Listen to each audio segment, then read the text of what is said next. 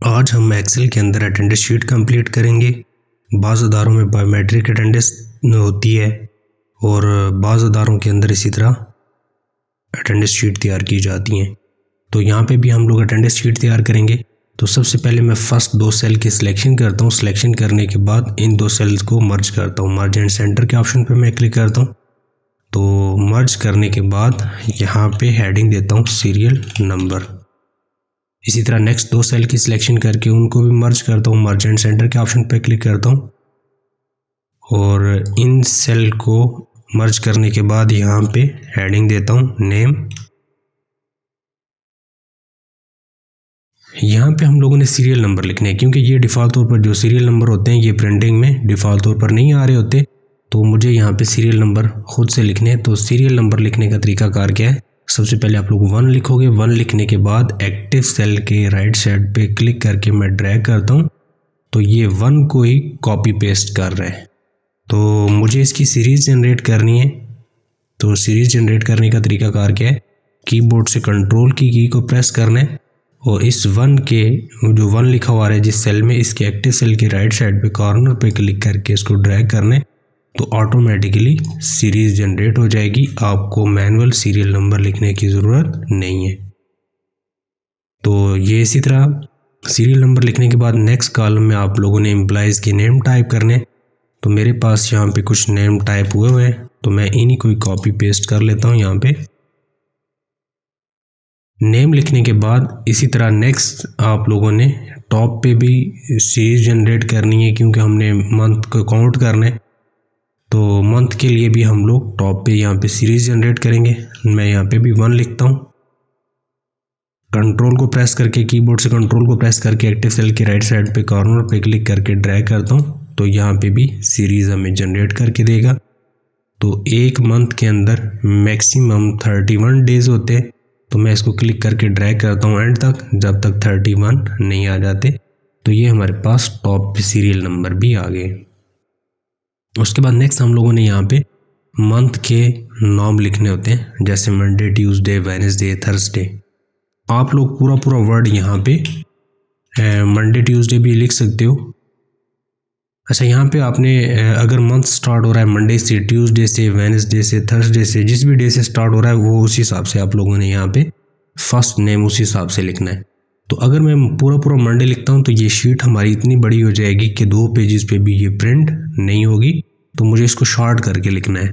तो शॉर्ट करने का तरीकाकार क्या है, या तो पूरा मंडे लिखेंगे तब सीरीज जनरेट होगी, या इसको आप लोग यहाँ पे लिख सकते हो MON। इससे ज़्यादा शॉर्ट नहीं कर सकते, इससे ज़्यादा शॉर्ट करेंगे तो सीरीज़ जनरेट नहीं होगी। तो मैंने यहाँ पे MON लिखा। MON लिखने के बाद एक्टिव सेल के राइट साइड पे मैं क्लिक करता हूँ। इस मरतबा आपने कंट्रोल को प्रेस नहीं करना, बगैर कंट्रोल के आपने एक्टिव सेल के राइट साइड पे कॉर्नर पे क्लिक करके ड्रैग करना है तो ये ऑटोमेटिकली सीरीज़ जनरेट करके देगा। आपको खुद से मैनुअल लिखने की ज़रूरत नहीं है। इसी तरह वहाँ पे तो डे बाय डे की अटेंडेंस होगी, एक डे की इसी तरह अटेंडेंस होगी। तो यहाँ पे क्योंकि मुझे खुद से अटेंडेंस लगानी है तो मैं यहाँ पे खुद से ही कुछ कैरेक्टर टाइप कर देता हूँ। जैसे प्रेजेंट के लिए P लिख देता हूँ। एक्टिव सेल के राइट साइड पे क्लिक करके ड्रैग करता हूँ। ओवरऑल पूरे कॉलम में वर्ड P लिखा हुआ है। अब इस पूरे कॉलम की सिलेक्शन हुई आ रही है। एक्टिव सेल के राइट साइड पे क्लिक करके ड्रैग करता हूँ राइट साइड पे। ओवरऑल सारे कॉलम के अंदर वर्ड PP लिखा हुआ आएगा।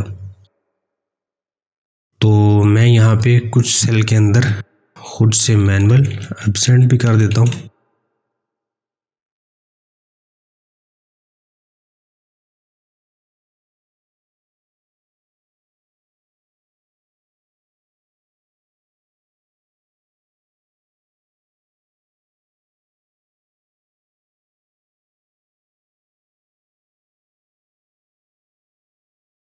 इसी तरह बीच में ये संडे के कॉलम आ रहे हैं। संडे के कॉलम को अगर आप डिलीट करना चाहते हो तो डिलीट भी कर सकते हो, या इसी तरह संडे के कॉलम में मैं अगर प्रेजेंट है तो आप लोग प्रेजेंट लिख सकते हो, अगर छुट्टी है तो हम लोग यहाँ पे H लिख के मैं एक्टिव सेल के राइट साइड पे क्लिक करके ड्रैग करता हूँ तो संडे को मैंने H से डिनोट किया है। तो यहाँ पे HH लिखा हुआ आ रहा है। इसी तरह इसका मैं कलर भी चेंज कर देता हूँ। संडे के इस कॉलम की सिलेक्शन करके इसके बैकग्राउंड पे शेड में दे देता हूँ। इसी तरह नेक्स्ट संडे के कॉलम में भी सेम टू सेम ऐसे ही, नेक्स्ट संडे के कॉलम में भी सेम टू सेम आप लोग इसको कॉपी पेस्ट कर सकते हो।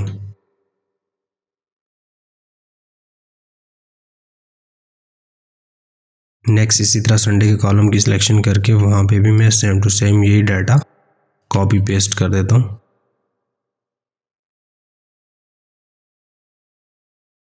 इसी तरह अगर संडे के कॉलम को डिलीट करना है तो कॉलम की हेडिंग पे राइट क्लिक करके आप संडे के कॉलम को डिलीट भी कर सकते हो, या इसी तरह H के साथ भी उसको डिनोट कर सकते हो। उसके बाद हम लोगों ने इसी तरह संडे के कॉलम के बैक साइड पे शेड भी दिया। शेड देने के बाद नेक्स्ट हम लोग पूरी शीट की फॉर्मेटिंग करने जा रहे हैं।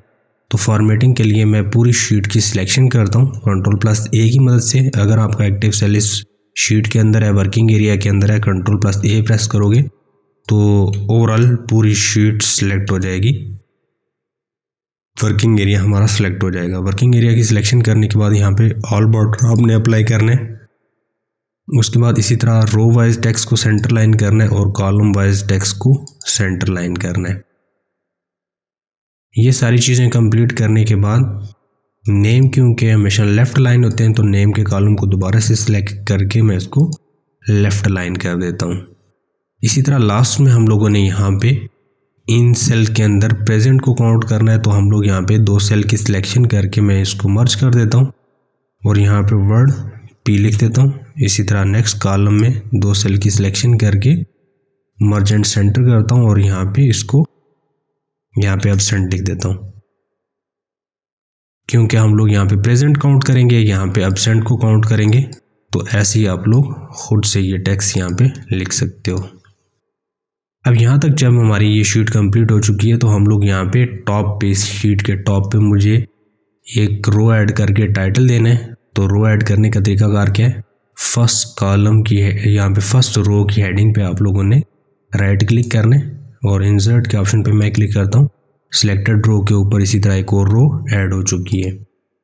इसी तरह इसके तमाम सेल की सिलेक्शन करता हूँ। फर्स्ट सेल को आपने क्लिक करना है, क्लिक करके ड्रैग करके एंड तक लेके जाना है, तो ओवरऑल पूरी रो की सिलेक्शन हो जाएगी। सिलेक्शन करने के बाद जैसे फर्स्ट रो की मैं सिलेक्शन करता हूँ, सिलेक्शन करने के बाद मर्ज एंड सेंटर के ऑप्शन पे मैं क्लिक करता हूँ तो सारे सेल को उसने मर्ज करके एक सेल में उसको कन्वर्ट कर दिया है। तो यहाँ पे हम लोग टाइटल देंगे अटेंडेंस शीट।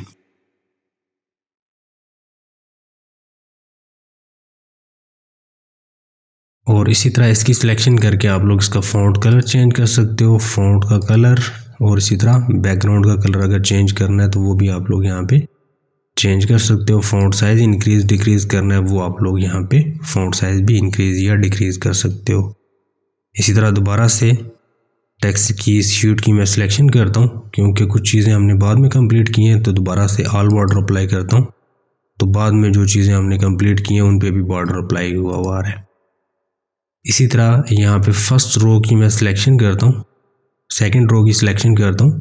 इसकी भी फॉर्मेटिंग करनी है मुझे, तो मैं इसकी सिलेक्शन करने के बाद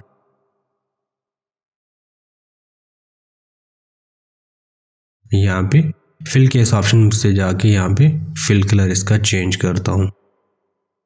और इसी तरह फ़ॉन्ट का कलर भी मुझे चेंज करना है, तो यहाँ से फ़ॉन्ट का कलर मैं इसका चेंज करता हूँ और ये टेक्स्ट हमारा लिखा हुआ है। इसी तरह नेक्स्ट आप लोग नेम और सीरियल नंबर की भी फॉर्मेटिंग कर सकते हो, सीरियल नंबर की भी फॉर्मेटिंग कर सकते हो। सेम टू सेम ऐसे ही 1 बाय 1 सिलेक्शन करके उसकी फॉर्मेटिंग करें। इसी तरह यहाँ पे मंडे वाली जो रो आ रही है, यहाँ पे मंथ के जो नाम लिखे हुए आ रहे हैं, डेज़ के नाम लिखे हुए आ रहे हैं, इसकी मैं सिलेक्शन करके इस पर भी डिफरेंट फॉर्मेटिंग अप्लाई करना चाह रहा हूँ। तो यहाँ पे बैकग्राउंड का कलर मैं इसका चेंज कर देता हूँ। यहाँ तक शीट कंप्लीट करने के बाद आप लोगों ने इस पर कंडीशनल फॉर्मेटिंग अप्लाई करनी है। कंडीशनल फॉर्मेटिंग के लिए मैं पूरी शीट की सिलेक्शन करता हूँ Ctrl+A की मदद से। कंडीशनल फॉर्मेटिंग आपने सिर्फ वर्किंग एरिया पे नहीं अप्लाई करनी, पूरी शीट पे अप्लाई करनी है। तो Ctrl+A की मदद से मैं पूरी शीट की सिलेक्शन करता हूँ। सिलेक्शन करने के बाद होम के मेन्यू में जाता हूँ, यहाँ पे ऑप्शन आता है कंडीशनल फॉर्मेटिंग का।